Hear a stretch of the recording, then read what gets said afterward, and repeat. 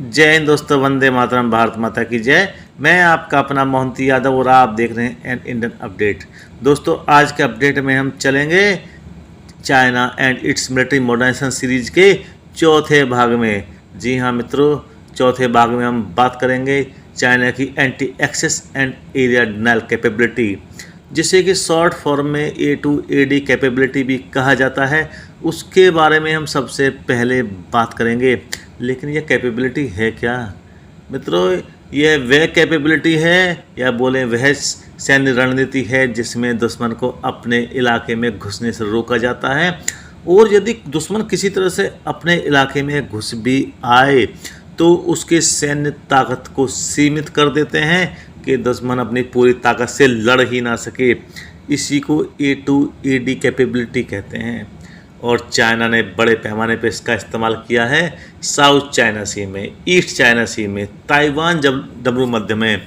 और अगर latest example देना, ईरान और अमेरिका की लड़ाई में ईरान ने इसका इस्तेमाल हॉर्मुज में जबरदस्त तरीके से किया है, बड़े पैमाने पे किया है। और चाइना ने भी भविष्य को ध्यान में रखते हुए अपनी एंटी एक्सिस और एरिया डिनाइल कैपेबिलिटी यानी कि A2AD कैपेबिलिटी को बड़े पैमाने पर डेवलप किया है। और इस कैपेबिलिटी में सबसे ज़्यादा इम्पोर्टेंट होते हैं एयरक्राफ्ट कैरियर, और चाइना इस समय 3 एयरक्राफ्ट कैरियर का इस्तेमाल कर रहा है, या बोले People's Liberation Army Navy PLAN बड़े पैमाने पर इस्तेमाल कर रही है, चौथे को बना रही है। और जो 3 एयरक्राफ्ट कैरियर है ना, PLAN यानी कि चाइनीज नेवी के पास में, उसमें सबसे पहला है 60,900 टन वजनी टाइप 001 लियाओनिंग। जी हाँ मित्रों, लियाओनिंग को शामिल किया गया था सेवा में 25 सितंबर 2012 को, और यह चाइना का पहला एयरक्राफ्ट कैरियर है और प्रमुख रूप से इसका इस्तेमाल करते हैं ट्रेनिंग के लिए। दूसरा है टाइप 002 सांडोंग, 50,000 टन वजन का एयरक्राफ्ट कैरियर है ये, और इसे इंडक्ट किया गया था 17 दिसंबर 2019 को, और चाइना का पहला स्वदेशी एयरक्राफ्ट कैरियर है। और तीसरा है टाइप 003 फ्यूजियन, सबसे ज़्यादा भारी 80,000 टन वजनी, 17 जून 2022 को लॉन्च किया था चाइना ने, और इस समय सी ट्रायल के फेज से गुजर रहा है। उन्नत किस्म का है, आधुनिक इलेक्ट्रोमैग्नेटिक एयरक्राफ्ट लॉन्च सिस्टम यानी कि EMALS जैसी टेक्नोलॉजी से लैस है। जबकि टाइप 004 अभी भी अंडर कंस्ट्रक्शन है, और इसमें अनुमान है कि चाइना परमाणु ऊर्जा प्रणाली का इस्तेमाल कर रहा है या उसको इसके हिसाब से डेवलप कर रहा है। दोस्तों, एयरक्राफ्ट कैरियर के अलावा A2AD कैपेबिलिटी का प्रमुख ताकत होती है मित्रों एम्फीबियस वॉरफेयर शिप्स। जी हाँ, एम्फीबियस वॉरफेयर शिप्स चाइना बड़े पैमाने पर इनका इस्तेमाल कर रहा है, और ये मुख्य रूप से समुद्र में हमले करने के लिए और सैनिकों की लैंडिंग करने के लिए यूज किए जाते हैं। कुछ नाम आपको बताता हूँ मैं एम्फीबियस वॉरफेयर शिप्स के। टाइप 075 लैंडिंग हेलीकॉप्टर डॉग, 3 अभी सेवा में हैं, 1 परीक्षण में है, और 4 के निर्माण की और भी प्लानिंग है चाइना के पास में। इसके अलावा टाइप 076 LSD योजना के अंतिम चरण में है। टाइप 07 लैंडिंग प्लेटफॉर्म डॉक यानी कि LPD 8 सेवा में है, और 1 जहाज़ थाईलैंड को ऑलरेडी निर्यात भी कर दिया गया है। इसके बाद आते हैं landing ship tank type 072A, 15 active हैं। टाइप 072-3 11 एक्टिव हैं, और टाइप 072 सेकंड 3 एक्टिव हैं चाइना के पास में लैंडिंग शिप टैंक। लेकिन मित्रों, चाइना इन सब चीज़ों का इस्तेमाल क्यों कर रहा है और बड़े पैमाने पर लगातार डेवलपमेंट क्यों कर रहा है? इसका बहुत बड़ा कारण है रणनीतिक महत्व। इन युद्धपोतों यानी कि एयरक्राफ्ट कैरियर्स के माध्यम से, एम्फीबियंस के माध्यम से चाइना अपनी समुद्री ताकत बढ़ा रहा है, जिसके द्वारा वह सैनिकों को, टैंकों को, बख्तरबंद वाहनों को और हेलीकॉप्टर को समुद्री रास्ते से अपने उद्देश्य की जगह ले जा सकता है। और स्पेशली ताइवान के साथ अगर कल कोई सैन्य संघर्ष शुरू हो जाए तो दक्षिण चीन सागर में चाइना अपने प्रभाव का जबरदस्ती इस्तेमाल करने के मूड में है। और सिर्फ ताइवान ही नहीं, ताइवान के साथ साथ एक कंट्री और है चाइना के निशाने पर, और वो है हमारा अपना भारत। भारत के लिए भी चाइना की यह बढ़ती हुई नौसैनिक ताकत एक चुनौती है, और इसके जवाब में भारत ऐसा नहीं है खाली बैठा हुआ है मित्रों। भारत भी अपनी तैयारी कर रहा है, और इन सब के जवाब में हमारे पास है INS विक्रांत, INS विक्रमादित्य, भविष्य के IAC-2 अंडमान निकोबार स्ट्रेटेजिक कमान, लंबी दूरी की समुद्री निगरानी प्रणाली, पनडुब्बी बेड़े, और स्वदेशी रक्षा निर्माण में जिस तरह से भारत ने पिछले कुछ वर्षों में उपलब्धियां बढ़ाई हैं वह भी हमारी ताकत में काउंट की जाती है। मतलब मित्रों ऐसा नहीं है चाइना A2AD कैपेबिलिटी को इतना बढ़ा लेगा कि हम उसका मुकाबला करना मुश्किल हो जाएगा। हमारी अपनी A2AD कैपेबिलिटी है और अपनी नेवी है जो चाइना के किसी भी शक्ति संतुलन को संभालने के लिए लगातार काम कर रही है और संभालने में सक्षम भी है अलग अलग पॉइंटों पर।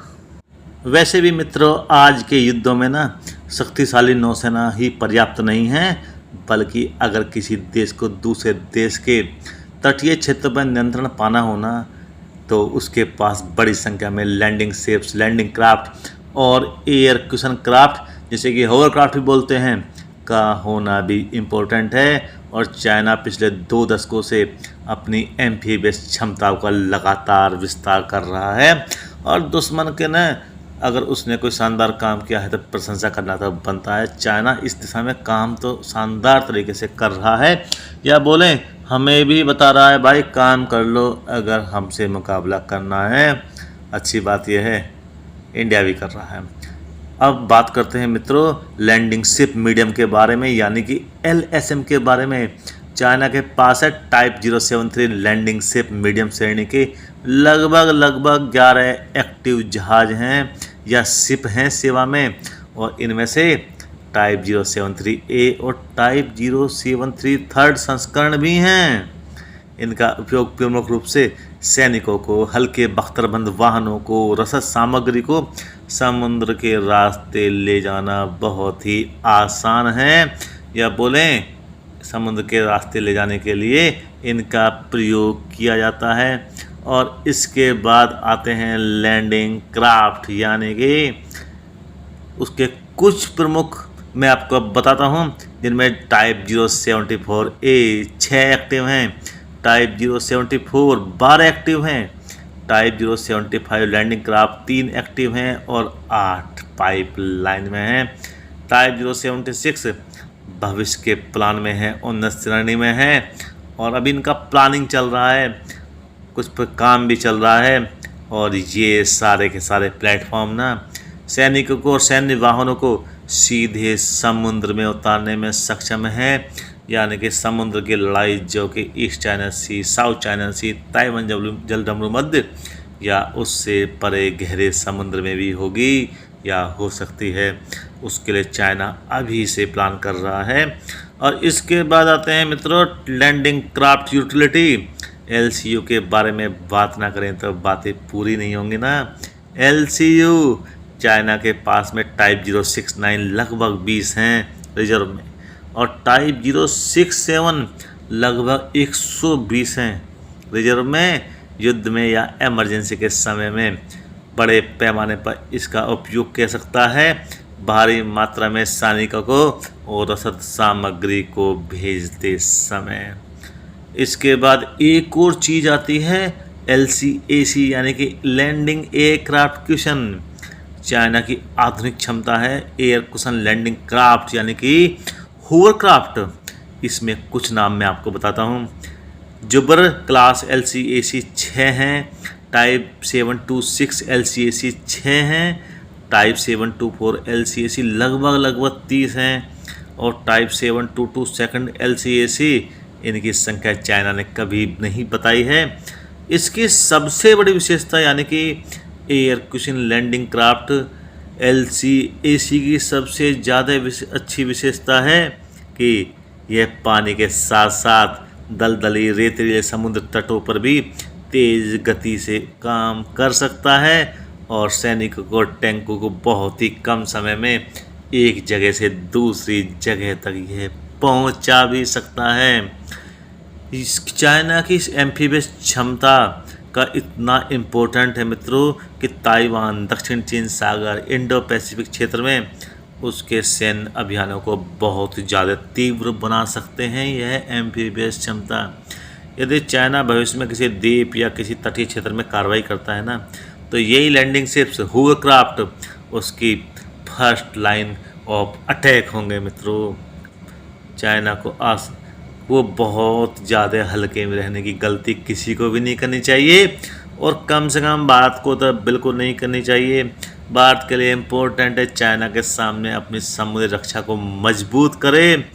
भारतीय नौसेना को आधुनिक लैंडिंग प्लेटफॉर्म, डॉक्स यानी कि LPD, लैंडिंग क्राफ्ट यूटिलिटी, उन्नत हेलीकॉप्टर, समुद्री निगरानी प्रणाली और अंडमान निकोबार स्ट्रेटेजिक कमांड को और ज़्यादा मजबूत बनाना चाहिए।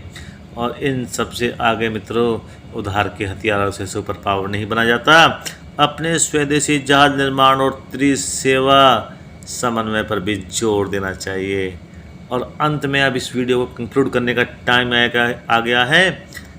चाइना की जो एम्फीबियस असॉल्ट कैपेबिलिटी है ना, उसके सिर्फ नौसैनिक विस्तार नहीं है वो, बल्कि यह उसकी क्षेत्रीय और वैश्विक सामरिक महत्वाकांक्षाओं का भी संकेत है। चाइना किस तरह से USA के सामने खड़ा होकर के उससे आगे वर्ल्ड सुपर पावर बनने का अपना सपना पूरा करना चाहता है। और वैसे भी आने वाले समय में वही सुपर पावर होंगे जो समुद्र पर राज करेंगे और तकनीक में, एयरक्राफ्ट कैरियर्स में, एम्फीबियस कैपेबिलिटी में और तेज़ी से सैनिकों के मूवमेंट में की क्षमताओं में आगे होंगे। और चाइना इस दिशा में अपनी क्षमताओं को लगातार दिखा रहा है। खैर मित्रों, आज का वीडियो कुछ ज़्यादा लंबा हो गया है और आज के वीडियो को मैं यहीं पर समाप्त करता हूँ। अगर आपको वीडियो पसंद आया है ना, तो आप वीडियो को लाइक करें, चैनल को सब्सक्राइब करें और कमेंट सेक्शन में अपनी प्रतिक्रिया जरूर दें। जय हिंद दोस्तों, वंदे मातरम, भारत माता की जय।